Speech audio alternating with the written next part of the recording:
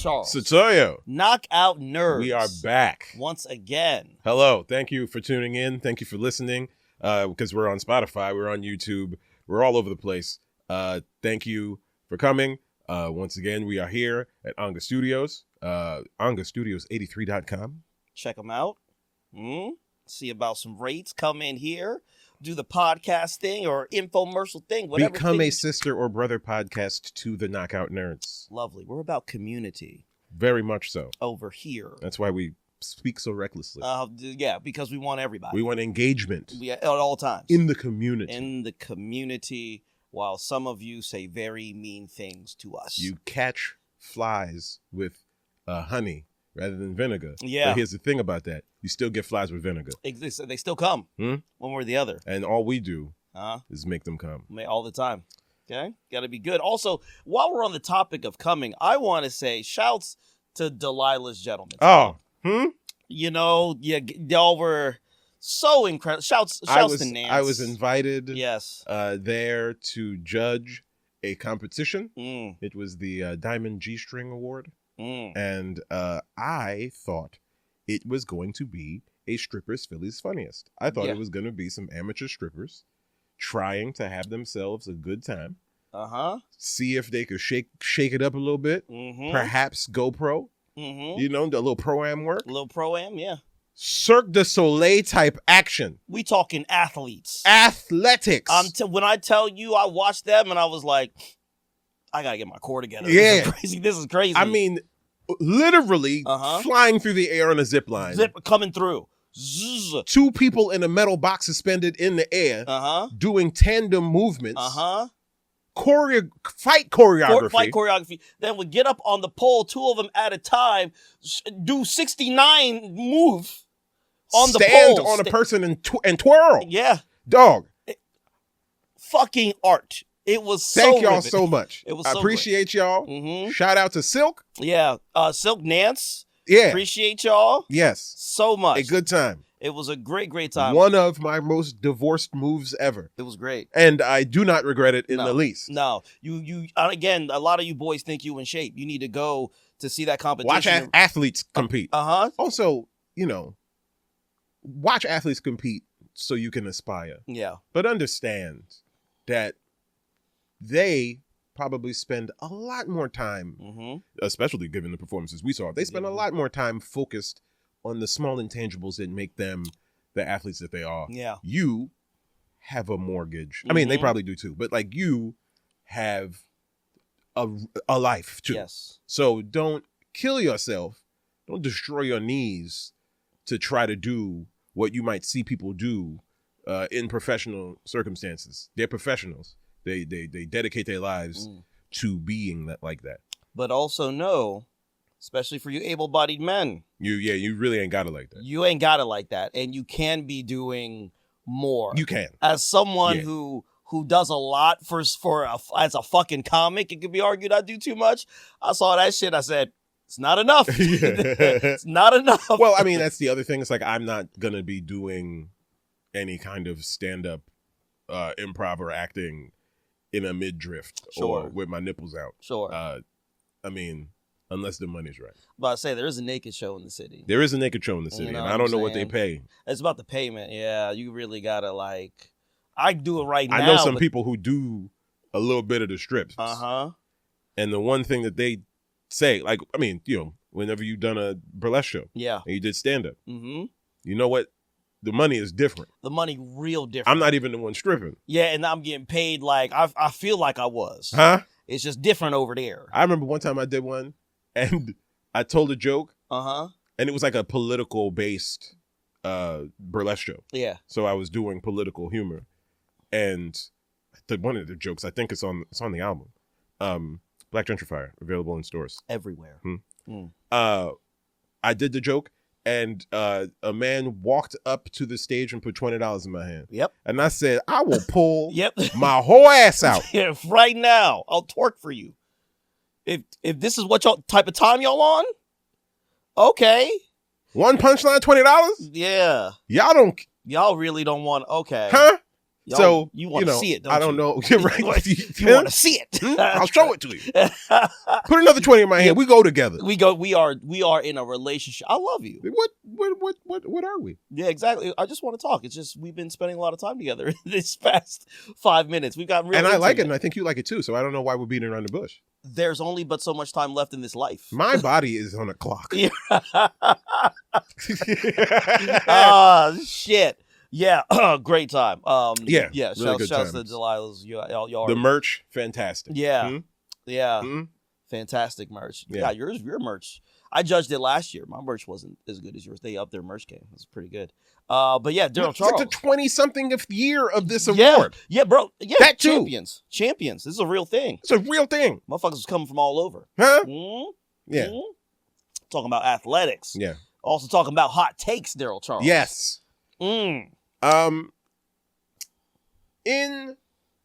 big 2026, I will say nothing pisses me off than a janky streaming service. You goddamn right. I'll be hot in the house, like upset at how upset I am. Yeah. What you mean you don't remember the last episode I saw? I'm paying y'all monthly. Yeah, monthly. Hey, you take all the data. You are right. Like, how do you I turn my TV off and y'all still watch me, and you telling me that you don't remember? That you don't remember? I gotta scroll through seasons? Right. Stalking me is your job. It's what y'all do. Do your job.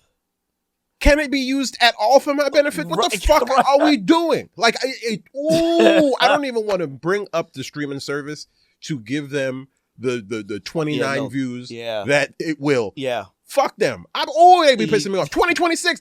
And the thing is, it's, you know what your competition is doing. Uh-huh. I'm positive they didn't patent the ability to remember where somebody was in an episode. How many times do you have to restart Dexter? Mm-hmm. You criminals. Again, if you're going to stalk properly. Like, again, to Darryl's point, is all this stalking, it's just none of it's for my benefit.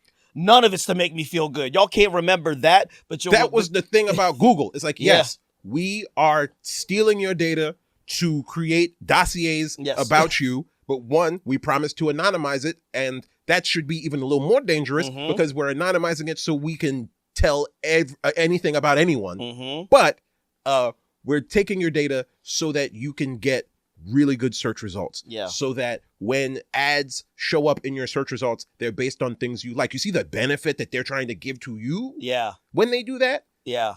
Because don't be evil used to be one of the mantras of the company. Yes. They quietly removed that years ago. But yeah, because then they started getting more and more data, and then they started working with a couple of different kinds of governments. Yeah. Doing different kinds of things that the people who work at Google did protest, and many of them were fired. Fired very quickly. Because it turns out, they're, again, yes, stalk properly. Because I was going to say something. Yeah, right. Yeah, right. I felt myself slipping. Yeah, it's like, hey, let's stay on course. If you're going to make a streaming service in 2026, copy the good ones. Yeah, do what works. Do what works. I'm not telling you got to do what some of the best ones do, but you damn sure should be able to remember which episode I'm on. I should be able to resume. Yeah, literally. Especially, and then you got the audacity to not remember, but you gonna remember to take that $15.99 out of my goddamn account every month, aren't you? You don't forget that. You damn sure remember that my tier of service includes commercials. You don't forget that I get commercials because I don't want to pay $29.99 because I know you're not gonna remember what the fuck I was watching. The show drops 20 minutes into the show, but you know what never drops? Them commercials. I hate y'all. Never. Now they 2.5 minutes long. You motherfuckers is evil. You stink. And I bet you your CEO is fucking ugly. Oh yeah, aesthetically, but incredibly rich, so rich, and so well connected. Yeah, exactly. And actually is so connected that they got the thing. that sucks. Setoiyo. Yeah, hot takes. The white racists are mad. Good. And they're mad because there are a lot of fantasy films that are being made, and the fantasy films are having black folk and people of color in those films. And to that I say, more. Mm-hmm. I want more. I want more race swapping. I want more gender swapping. Yes, I like that Achilles is a trans man. I like that. Yeah, I like that the queen in Greece was a black woman. Yeah, I like that. It makes sense. Dog, I don't know what the hell. What's her name? Helena Troy? Yeah, Whatever. yeah. But Lupita Nyong'o? Yeah. Dog. Fine. I kill everybody. Off the strength. I go down there and stay down there respectfully. But the moment all you gotta do is just be like, I'd be like, you want that one dead? You want that? That's the one you want dead. Wherever you want it. Okay? But I want more. And I say we go even further. We need to do more race swapping. I want them to bring back Lassie, remake Lassie, and make Lassie a black pit bull. Make them mad. Yes. Hurt them Yes. more efficiently. I want Little Red Robin Hood. I want her to be a Chinese girl. Mm-hmm. I want her to be Chinese. Mm-hmm. I want that level. I want us to go even further. I want King Arthur to have curly hair. I want him. I want 4C King Arthur. I want King Arthur to be an Uzbekistanian. Huh? I want us to keep on going. Huh? Because again, in fantasy, especially. Welcome to the round table, brother. Yes, round table, brother. We have round table for you. Put King Arthur in an Adidas tracksuit with a thick Uzbekistanian accent and flowing hair that has too much grease in it. I want it all. Because I want you white racists to remember something very, very specific. That the racism that you are engaging in, you think has been around for thousands of years. It has not. And before there was you, there were other ethnic groups, and niggas was there. Yeah. Also, and if you want to say it's in the future or whatever, or whatever, you do know black people have been around forever. Under some deplorable conditions. You do realize we were also like, and they still here. We're still here. We still gonna be there. He-Man needs to be Puerto Rican. I want Bad Bunny to play He-Man. Remake He-Man. I want Bad Bunny to be He-Man. Do you understand? And it probably will be a better film. It'll be a funner film. It would have been more successful in the theaters. Definitely. My God. Billion at the box office. All of your nonsensical racial anxieties, I want them to become worse for you. They should become intolerable to keep. Mm-hmm. Yes. That's the thing. If it pisses you off, piss people off so much that they become desensitized to it and they go, you know what? It's not even worth bringing it up. I need you to understand. I need a couple people to be like, I don't even watch television no more. I don't even care about TV all like that, man. You know what? I read books. Everybody's white in my head. I want you motherfuckers to start lying and say, I go outside and touch grass. I want you to do that. Yeah. Okay? I want you to understand that amidst all your racism, there are other people who have been here, who will always be here, and you will never, ever, ever remake Aliens and make Ripley, God damn it, make her Nigerian. Yeah, make her Nigerian. She would talk sass to all of the aliens. No one would kill her. The aliens would actually end up joining her. She would tell them, how dare you think that you could come kill me? Do you know who you're talking to? Do you know who I am? You should be ashamed of yourself for doing what you're doing right now. That's what I want. That's what I want. And the scenes where they just told her to shut up when she was correct the whole time. Yeah. It flows. It flows. It flows. Yeah. They tell her to shut up and hey, big man telling me to shut up. Huh? You are a fool. And now you are dead. And now you're dead. Huh? You did not listen to you. She's Nigerian. All you would be dead. All the men would be dead. She'd be like, see? Look at him now. That's what I want. I want you to have, because it's all fantasy. All of it's fucking made up. As a result, niggas and others everywhere. Mm-hmm. Everywhere. Mm-hmm. I want Lassie to be a pit bull. Mm-hmm. That's good. Yeah. Yeah. So, Darryl Charles. Yes. Today, given that it's my week, I want to talk about criminality. Okay. I want to talk about criminality in the fight game, and I want to bring up an individual who I think is emblematic of not only the criminality of the West, the grifting of the West, and the grifting of our society. I want to bring up Conor McGregor. Well, I want to bring up, if you want to go for crimes. Yeah. I want to bring up the grifts and crimes of Conor McGregor.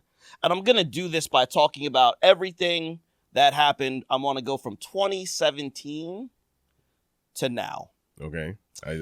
And the reason that I'm doing this is that I want to show people that Conor McGregor has not been good at fighting for a very, very long time. Well, that's a clip. And he's not been good at fighting for a very long time. And I need to also say that while he has never not been good at fighting in almost a decade, it has not stopped. Well, he hasn't been good at fighting recently because he hasn't been fighting recently. He's only been fighting allegations.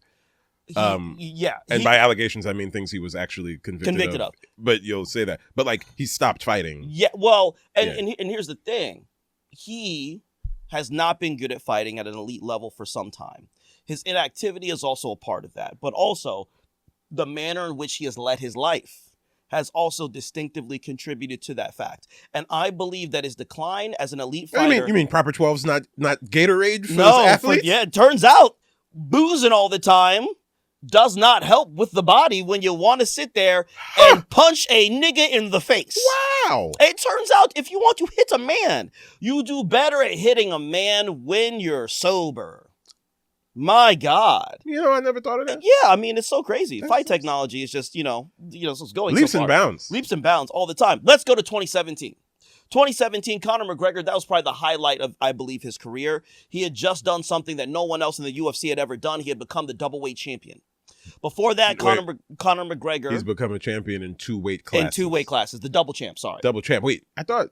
Didn't DC do it before him? No. BJ Penn did it before him. BJ Penn did it, but he did not do it in the UFC. And by this point, the UFC is recognized as the tippity top because BJ Penn would leave the UFC and go fight other places. Yeah, but BJ Penn was a champion in 2 different weight classes, but not at the same time. Not at the same time, so BJ Penn would do this. BJ Penn, when they did not give him people that he wanted to fight, or they would sit there and tell him, we don't want you fighting in that weight division, he would often leave the UFC, go fight in Japan at like 170 pounds, which he did not fight at. I believe he fought at 145. So BJ Penn was a guy who would fight everyone. And this was before the UFC was the thing. You could they didn't sign people to contracts like that. You could actually go other places and then fight and still be considered the man. BJ Penn would go fight a 170-pounder, lose, and it would not take... People would still consider him the best fighter in the world because he would jump up 25 pounds to fight a guy who's just bigger than him. And now his family's not real. And he has traumatic CTE that he will never recover from. But Conor McGregor had become the featherweight champion by beating Jose Aldo, Scarface. And then... Broke a lot of hearts. Broke a lot of hearts because he did that one real quick. And then he moved up. He had a series of fights with Nate Diaz, but then he moved up to then defeat Eddie Alvarez from Philadelphia to become lightweight champion. That was a hard watch. I remember watching that fight. I was not happy. That was a hard watch.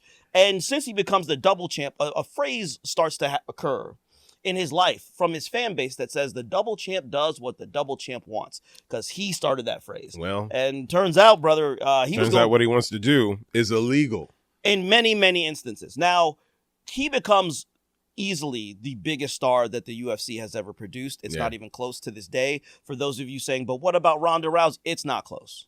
It's not close. She's in the conversation. She's a solid number 2, way behind that guy. And he's so big that he's starting to take shots at Floyd Mayweather. And they eventually set up a cross-promotional event where Floyd Mayweather and Conor McGregor will fight in a boxing match. Yeah. Now, a couple things are happening during this time is that in his preparation to fight Floyd Mayweather, he's holding up the lightweight division. Right. Because he's not fighting. Yeah. So they eventually strip him of the title. And he goes on to fight Floyd Mayweather, and he makes $130 million. You would never see me again. Yeah, brother. You would never see me again. When I tell you... You would never... I would have told the UFC, I will sue you if you put old tape of me up. Like, I didn't exist. You give me $130 million, and I am Dr. Manhattaning myself out of fucking existence. I'm tired of the world and their lies. I'm going to Mars, nigga. You will never see me. I'm building glass pyramids on Mars. $130 million? I'll see you. So from here, he goes on to fight Floyd Mayweather in a fight that he was never going to win.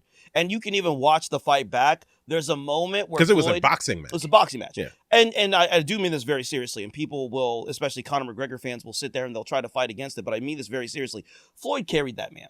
Floyd did not throw a punch for like the first 2 rounds. He just sort of let Conor do it because Floyd understood as a showman, people paid a lot of money for this. If I just start peppering them, it's not going to look fun. It's not going to look for these good. people. It's not going to look good. And also, the boy can throw a little bit. Every guy who has hands has a chance. Yeah. I'm not going to get embarrassed. So Floyd carried him. And there's a point, I believe it was like in the 9th round, Floyd just says, as he's walking back to the corner, it's time. And then over the next 6 minutes, he bludgeons Conor McGregor, stops Conor McGregor in 6 rounds. But keep this in mind, Conor McGregor just made $130 million.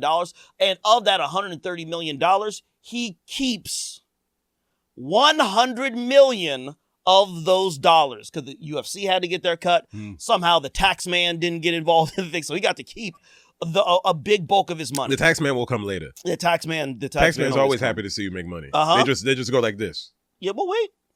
Document it. We are going to wait on that. Cool. So now we go into. You want to keep your house? Yeah, exactly. Just pay it back. How much of it? We'll take 25. We know exactly how much, but if you fuck up, we'll take everything. You want to go to jail like Wesley Snipes? We put him in jail. You want to be living outside like Red Fox? You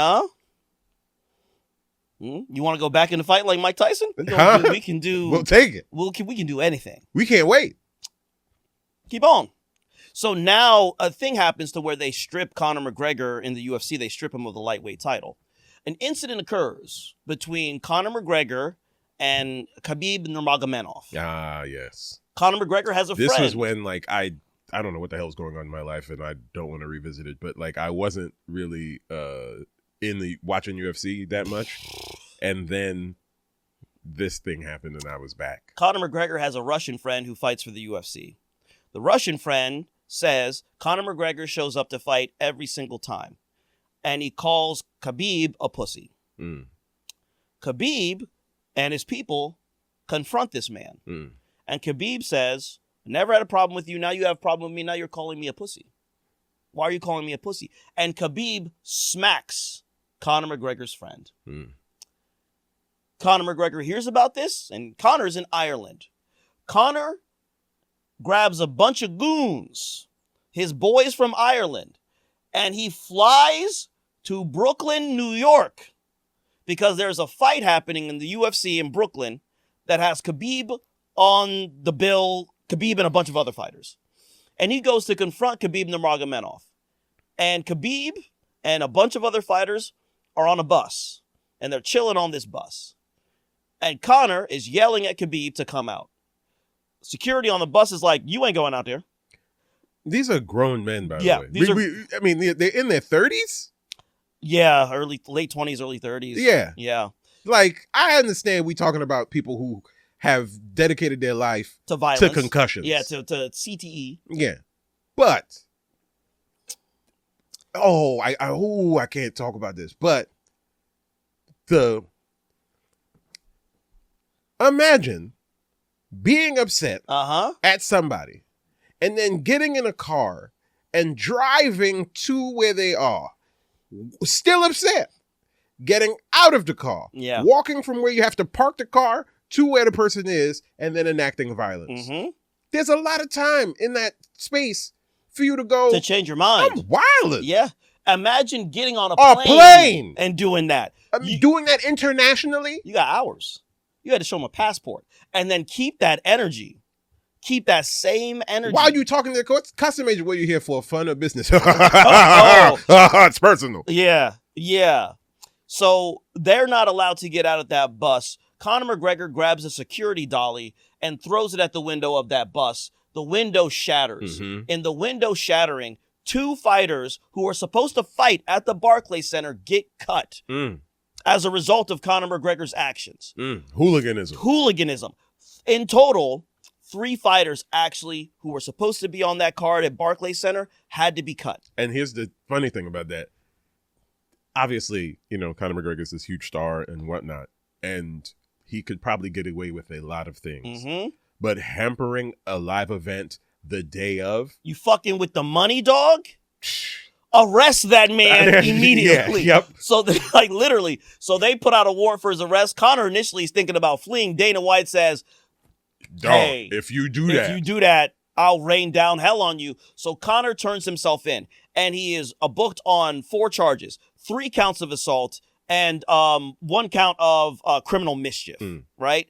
So then Conor then has to go do the court thing. Now, those felonious crimes that would put me, Darryl, you in jail, Conor got 5 days community service. The thing he forgot is if you're black. Yeah, if you're black. If you're not a white man. Yeah. That's probably, yeah. Who's also worth $100 million. Right. So he gets 5 days of community service and anger management courses that he has to take. Yeah. Well, you'll see how well that works, because in the fall of 2018, Conor McGregor launches Proper 12 Irish Whiskey. And not so surprisingly, in his hometown of Ireland, he starts getting all these goddamn DUIs. Oh. And from these DUIs, they actually give him a 6-month... Was it a proper 12 DUIs? It's a proper 12 DUI, yeah. Then he gets a suspended sentence for 6 months, and in the midst of all this proper 12ing, he somehow runs afoul of the Irish mob. All of a sudden, the mob got beef with Conor because Conor out here running around crazy, not respecting the program. I looked up the specifics of what was going on. It's all very murky. All I can imagine is he did something disrespectful to someone that he should not have done that thing to.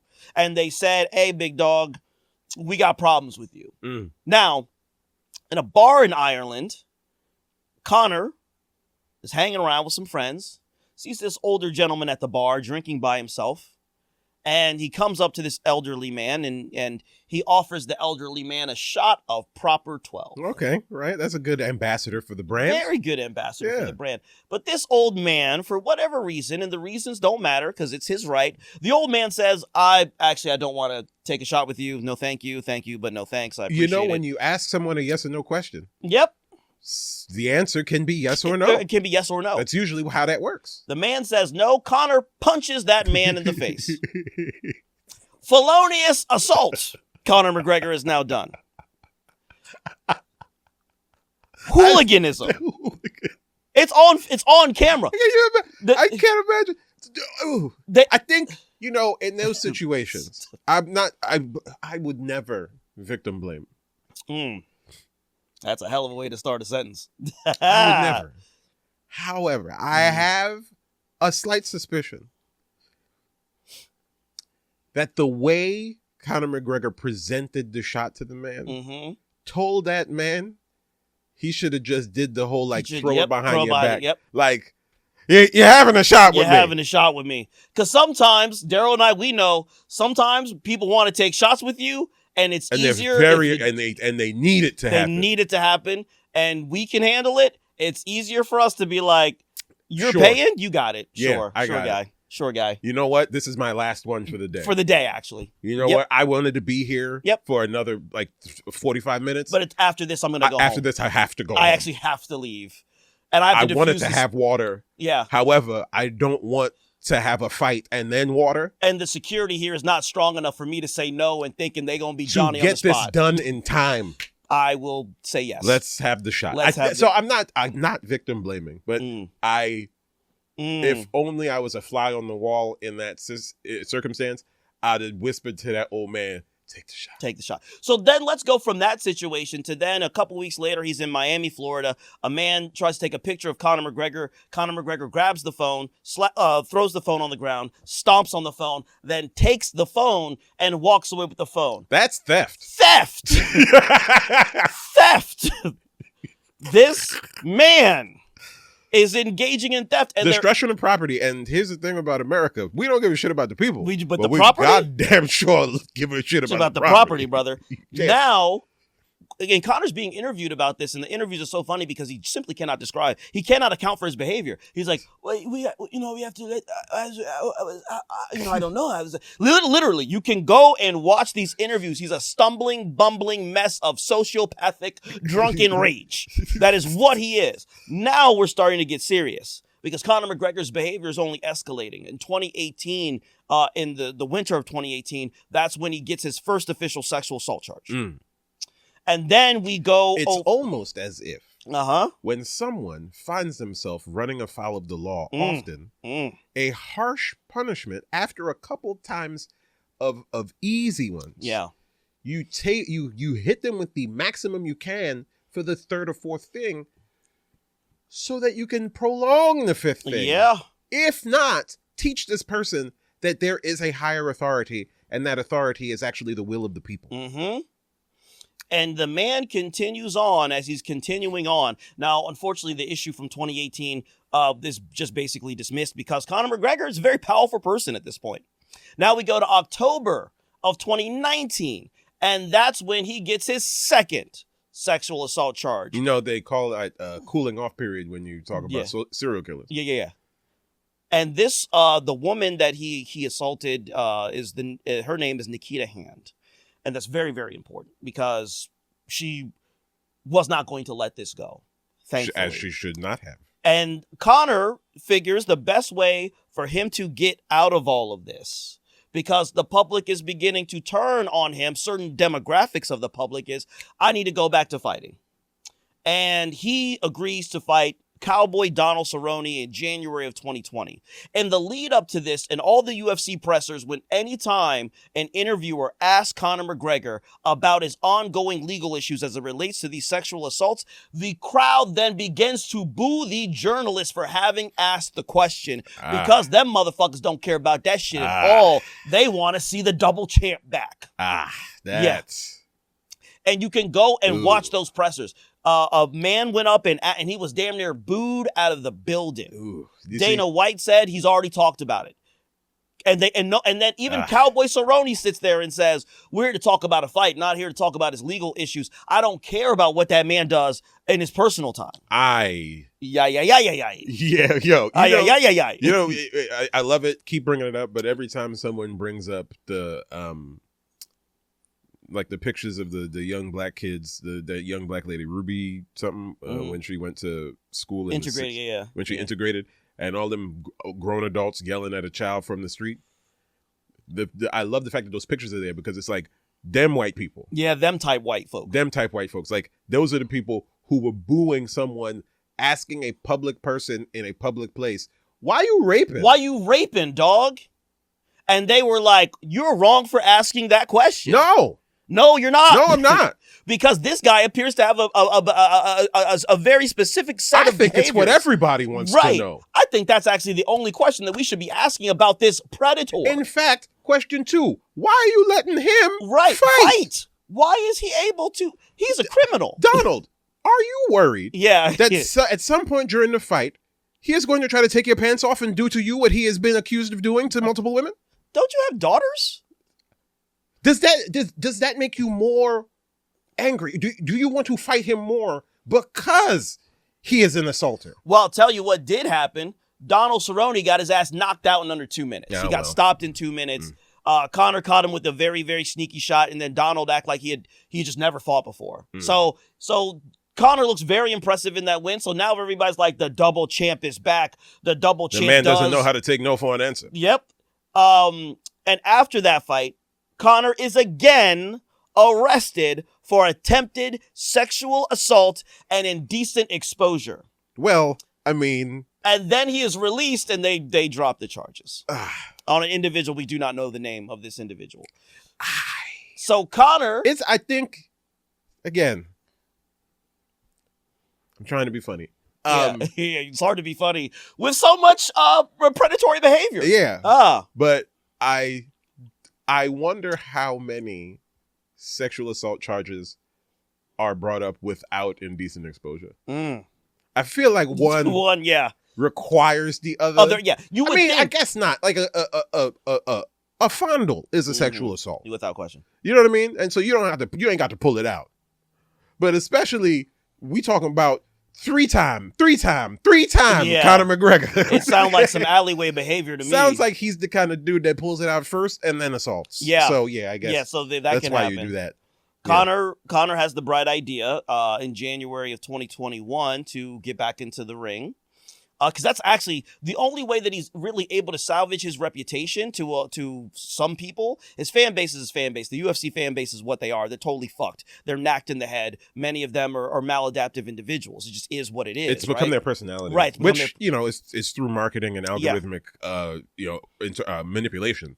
But Yeah. So he sets up to fight the Diamond, Dustin Poirier, in January 2021. Now, they had fought before, and Conor stopped Dustin Poirier. And the lead up to this fight, because it's getting hot in the kitchen, dog, and Conor sounds totally different. Conor is totally respectful of Dustin. He's not the same braggadocious Conor McGregor. He's like, I respect this man. In fact, yes, I was talking crazy about him before, but I'm a father now. He's a father now, and I've grown as an individual. I've grown up so much. Lies. And I'm so much, such lies. That Conor agrees to donate $500,000 to Dustin Poirier and his wife's foundation that they have set up in Louisiana that helps disenfranchised people, because Dustin Poirier actually is a bit of a philanthropist in his home state. He actually does do that until that one Father's Day. Gonna be real bad for you, nigga. Well. But also I would expect nothing less than from a white boy who fights in Louisiana who's around black people all the time to be talking like that. In the lead up to that fight, Conor's very, very respectful, and in the fight itself, Dustin Poirier beats the dog shit out of him. Whoops his ass. He attacks Conor McGregor's lead leg with, again, crazy amount of pressure and leg kicks to the point that it leaves Conor's leg totally worthless. He can do nothing with it, and he stops Conor McGregor very, very viciously. And after the fight, Conor is, again, incredibly respectful. He says to Dustin, you fought a hell of a fight. That was amazing. You fucking got me. Like, it's probably the most honest I've ever seen him after a loss. And his wife actually goes to see him in Conor's dressing room after the fight and says, thank you so much for this opportunity. And Conor says, your husband fought an amazing fight. And his wife says, thank you so much for agreeing to donate to our foundation. You're going to help so many people in our state who desperately need it. Especially, we're still in COVID. We're still in quarantine. So this is very, very difficult. Like, it's a hard time. And he's like, yeah, don't mention it. Yeah, don't mention it. So then after this, Conor McGregor sells his majority stock in Proper 12 whiskey. And in so doing that, he receives $600 million. Why are you outside? Why are you outside? After $600 million, brother, come on now. I'm buying an island. I'm tapping out of this whole situation. I heard that there's one that's free. You may not want it. I wouldn't want to sleep there. I wouldn't want to sleep there, yeah. And you know what one of the first purchases Conor makes after he nets that $600? He goes back to the club. He goes back to the pub where he assaulted that old man. He buys the pub. Okay. He buys it. He wants to memorialize beating up an old man? Yeah. You got to remember, you got to keep your trophies. If you're ever in Ireland, go to that Wanker Had It Coming pub. Yeah, right. So now we're going to fast forward because Conor was very, very embarrassed by that loss. And he speed runs a rematch with Dustin Poirier in July of 2021. And this time, he's not even the old Conor McGregor. It's like very, very dark. He goes back to his shit talking, but it's incredibly, incredibly aggressive. He's bringing Dustin's family into it. He's sitting there talking about your wife is in my DMs. And if you know anything about male fighters, you don't touch on their family. It's a thing. Those men Ask Cain Velasquez. Exactly. Yeah, fact. Actually, justified. Yeah, super justified. Super justified. Touch on that man family if you want to. Yep. Cain gonna see about you. Cain should he did bring nothing. That shit to your door. Cain did nothing wrong. Nothing. Cain look it up if you want. Yep. Cain didn't do a goddamn thing wrong. Nope. So he's talking crazy to the point that other fighters are like, you don't talk like this. Like, trash talking is one thing. We'll tolerate that, but you don't do this. And it's not working on Dustin. Dustin's like, yeah, your disses used to be a lot better than this. And then Dustin... That's hilarious. Yeah, and Dustin calls it fair. Dustin says, all right, you want to talk shit? Your superpower's been neutralized. Yeah. I can only watch in silence. I see your angles. Victory has defeated you. Yeah. But Dustin says, oh, you want to talk? You want to talk? Turns out Dustin then exposes Conor and says, Conor never donated to our foundation. Don't mention it. All that big talk you had, Mr. Charitable Man, you never did a thing. And then Conor says, you're disrespectful. Conor says, you're so disrespectful. And Conor promises to humble this man, beat this man. And the fight started off very, very aggressive. Conor was trying to be first. Conor was throwing leg kicks of his own. He was trying to keep Dustin at distance. And Conor was still very quick. because the boozing hadn't really caught up to him that much. But Dustin was still able to find a way to get his shots in, to get his counters in. He takes Conor down. He puts a proper beating on Conor, but Conor's fighting back. Like, it's a very tense fight initially. Mm-hmm. And then Conor throws a shot that connects, but Dustin lands a counter of his own. And as Conor's going back on his back foot, his ankle snaps.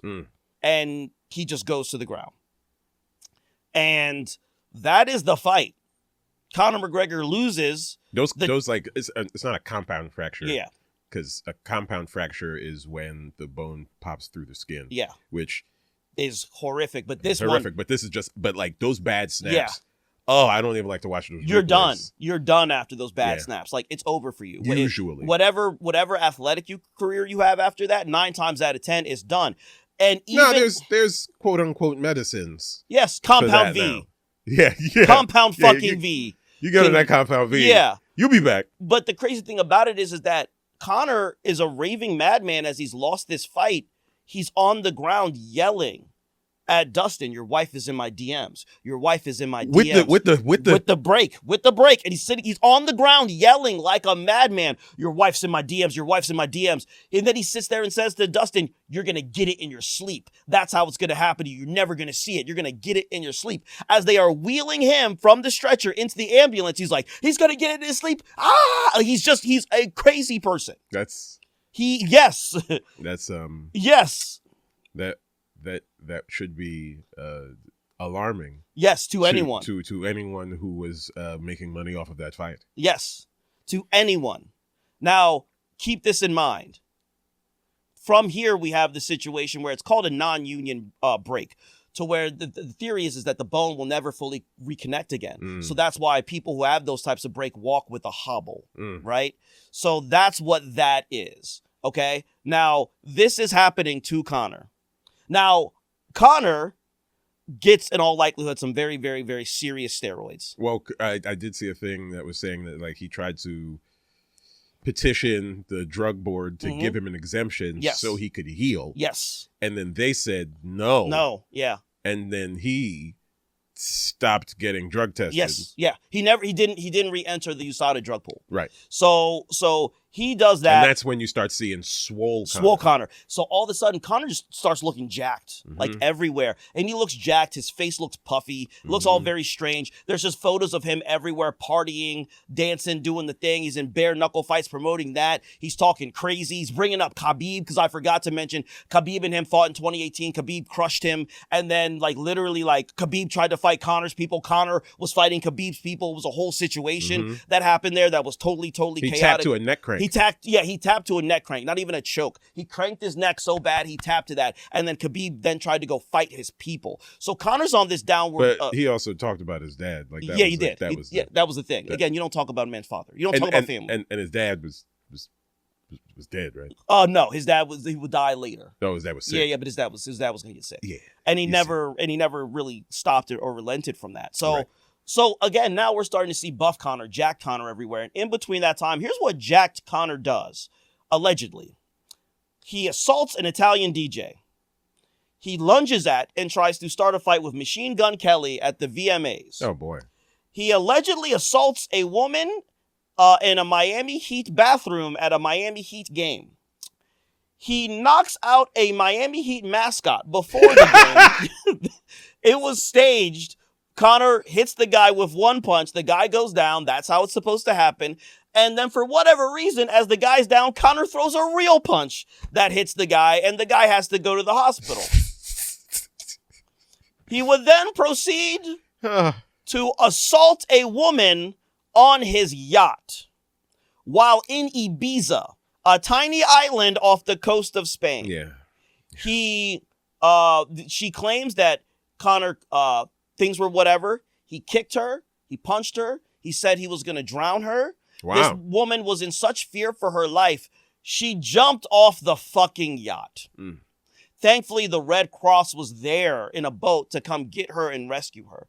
And she didn't pursue it any further because the guy's damn near a billionaire and, incredibly traumatized and all that other stuff. Wow. He then... I don't want to speak out of turn, but it sounds like he's not a good person. Sounds like he's a very bad guy. He then, because bad guys only get good things, he then is cast as the main villain in the remake to the film Roadhouse. Well, with Jake Gyllenhaal.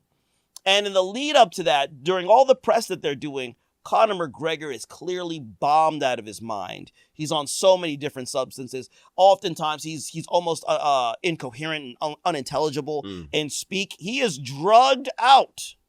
That's the other issue with live streaming. Yeah, you get these things. You end up with these things because it's a candid view into what someone's like. If there was actually a crew around, like professionals, they would be like, hey, y'all gonna release this? We can't use this. You don't mean that. He don't. He's not. He can't. Y'all don't want to use this. What are you doing after this? Yeah. I mean, like career-wise. Why? You don't. You're worth $700 million. You don't have to be. You don't have to do anything. In 2022, he announces his return to the octagon, and he sets up a fight between him and Michael Chandler. But here's the problem. He's just partying. He's not training. He hasn't re-entered the USADA drug pool. And I imagine that takes some time. Like, they want a few drug tests. Like 3 to 6 months. Yeah. And he just is not re-entering that pool. He partying. There's pictures of him partying. And then allegedly he breaks his toe in training and the fight gets eventually canceled. Now, he's then ordered to pay $250K in a civil suit to Nikita Hand because he's found legally liable of rape. He is a convicted rapist. Conor McGregor is a convicted rapist. Do you know how bad your crimes have to be? We don't care about that shit on this planet, damn near. Well, and they were like, hey, you was really running crazy, dog. Look up what he did to Nikita Hand because I could not say that shit here. It is vile. It is heinous. It's pretty bad. This is a bad guy. Especially when you consider that you're talking about a double champion. Like a person who can beat people who train to not be beaten. Yes. And what you gonna do?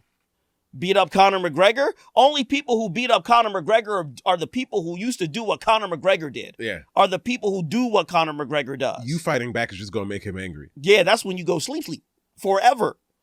And then, as all grifters do, because let's not be mistaken, he grifted with the Floyd Mayweather deal. He grifted in his attempted comebacks. He grifted his way to $700 million. As all grifters do after they've been caught out for violating women, he announces his candidacy to run for the president of Ireland. Shut up. Conor McGregor for president. Yeah. And you want to know his main campaign point position? They'll never say no again. Anti-immigration. Wow. Yeah. Wow. We need to get these immigrants out of here. That is too on the nose. He goes to the White House. He kicks it with Trump. Well. Yeah. Well, birds of a feather. They flock together, don't they? And then, out of nowhere, we're all trying to mind our own goddamn business. Also, I don't think he's paid Nikita Hand. I could be wrong about that. I don't think he's paid her 1 red cent yet. Usually it takes time. Yeah. Especially if you're going to take notes from the president of the United States. Yeah. You can just countersue. You can delay this forever. Yeah, you can delay it. And then all of a sudden it's announced that in July 2026, Conor McGregor is going to fight Max Holloway for the second time. That's right. And I remember hearing about that and I'm like, nigga, for what? The guy's cooked. After a leg injury like that, he hasn't had a significant win over a high-level ranked opponent since 2017. And no, I don't count Donald Cerrone as a high-level opponent by that time period. All of a sudden, they sitting there saying, he gonna fight Max Holloway. And I say, this doesn't sound like a good idea at all. And it's the main event of a UFC card that's going to be on Paramount Plus. And I'm thinking to myself, if Conor McGregor said that he was going to masturbate in the middle of the octagon, it would be the main event. Yes, it would be the main event. Card. Them motherfuckers is watching that shit. And Conor McGregor gets $15 million off rip for that fight. Yeah. And there's a thing that's happening. This is the same Max Holloway who knocked out the current, lightweight champion and Justin Gaethje. Yeah. Slept him. Cold. This is the same guy who went band for band with prime Ilia Topuria. This is one of the greatest fighters of all times in Max Holloway who stay active, who loves the fade, who has some of the best hands in mixed martial arts. And he's been fighting. And you're going to I'm like, okay, cool. I don't like Conor McGregor, no way. I would love to see a good killing. But then something strange happened. I want to see a good killing. The pundits start talking as if Conor McGregor has a shot. Las Vegas, the betting odds go from being heavily on Max Holloway's side, shifting, and then Conor McGregor is somehow the favorite. And by betting odds, you don't mean like, I mean, I guess all of the odds, but a lot of these bets are being done on these like sports betting. And, well, the sports betting, but like Polymarket, yes. These unregulated places that have already been shown to use insider information to create windfalls when they bet on things that typically aren't bet on, like when is a government going to attack another one? Exactly. The fatherless groomer, Drake, put $1 million down for Conor McGregor to win that fight. Probably not his money, though. Yeah, probably not. Probably he was staked by the company. Yes. Pun intended, or whatever. Probably was given that money so that he could do it, so that they could say that he did it, because it's branding. The mass psychosis of the UFC fan base is such that they truly believe that Conor McGregor is going to come back and win this fight. I remember a friend of mine. I mean, Max Holloway looks like he's mixed with something. Right. So we're going to go with that white guy. I mean, God. Because they're the best. What are you talking about? I remember I had a friend, and my friend, he said, I think he said the most poignant thing, the most poignant breakdown of Conor McGregor in that fight. He said, if he can just give me a minute. It's all that man knew Conor don't got nothing. He said, if you can give me a minute, I'll be happy. Conor couldn't even give you a minute. He gave you one kick. He gave you a flying kick that missed, and he fell on his butt. He got up, tried to throw another kick, fell on his butt. And then Max Holloway got on top of him, started to rain down shots, and then Max is like, all right, get up, man. Let's do a proper Yamis. Oh, really? I thought he just tried to kick in his knee. I didn't see that. No. And then Conor tries to engage, and then his knee just goes. And then he just hobbles, and then Max looks at the referee like, bro, your boy. I can't beat him up. There's no fun in it when they're crippled. And the referee calls the fight TKO victory for Conor McGregor. No, for Max Holloway. I'm sorry, Max Holloway. My bad. Yeah. My apologies. TKO victory for Max Holloway. Conor McGregor loses that fight. He also looked like shit in the face. Yeah. He's 38. That's a road hard 38. That's a road hard 38 with all the booze and the drugs that you could ever imagine. Conor McGregor in total is reported to have netted over $32 million for that fight. For doing nothing. He gave you nothing. It is, in terms of generated ticket sales, the highest generated ticket sale for any UFC fight ever, with the ticket sales being over 26,430,566. That's the record now. Popularity does not imbue grace, temperament, goodness, skill. Nope. It is purely a popularity. It's a popularity. It's another metric by which one can measure things. The power of the grift. This man was clearly cooked. And all he wanted was just a little payday, a little moment in the sun with a body that will no longer be able to respond to the demands of what a fight camp and fighting requires. I love that $32 million is a little payday. Yeah, for him? For him. It is. And the people who have been so easily propagandized, the UFC fan base, which has been so easily propagandized over this period of time, went back to a nostalgia, went back to a Conor McGregor from 10 years ago that does not exist. And they truly believed that this man could be great again, which is so emblematic of the West globally, but us also. As we have an administration that has taken us to the depths of hell, there are still people in this country who have been so easily propagandized to believe that somehow we gonna get it back. And you don't understand, we are Conor McGregor. We violate, we have shamed ourselves, we have abused ourselves, and we are now fucking cooked, much like he is. Darryl Charles, where can the fine people find you? Not in jail. Yeah. Just had to throw that out there. Yeah. Never been. Don't plan on it. Don't plan on it. I say, how do you do? I walk on the outside of the street when I'm walking with a lady. Yep. Because they have smaller brains. That's a joke from my album. That's an old joke. Ha ha ha. Yeah. We all have a good time. Yeah. Please clip that up and get me canceled. Give him a career. Please. Yeah. But DarrylComedy.com is where you can go. You can see all the things, see the stuff that I'm going to be at and on. I will be at Helium at some point this month. I'll be at Punchline at some point this month. I will be outside in these streets show up in your sluttiest. Yeah, please do. Setoiyo, where can people find you? You guys, of course, can find me at Setoiyo1 on all the social media platforms. SETOIYO1. Also, make sure to listen, stream, download my comedy album, The Foreigner. That is also available. You can also check me out, Knockout Nerds. Once again, like, comment, subscribe. Find us on TikTok. Find us on Instagram. Find us on Facebook. Find us on all the places. Find us at your mom's crib, because you know what I'm saying. I mean, okay? She seems like a nice lady. She's a nice lady. She deserves a good time. She does deserve a good time. Your daddy wasn't doing... Anyway, Knockout Nerds. Knockout.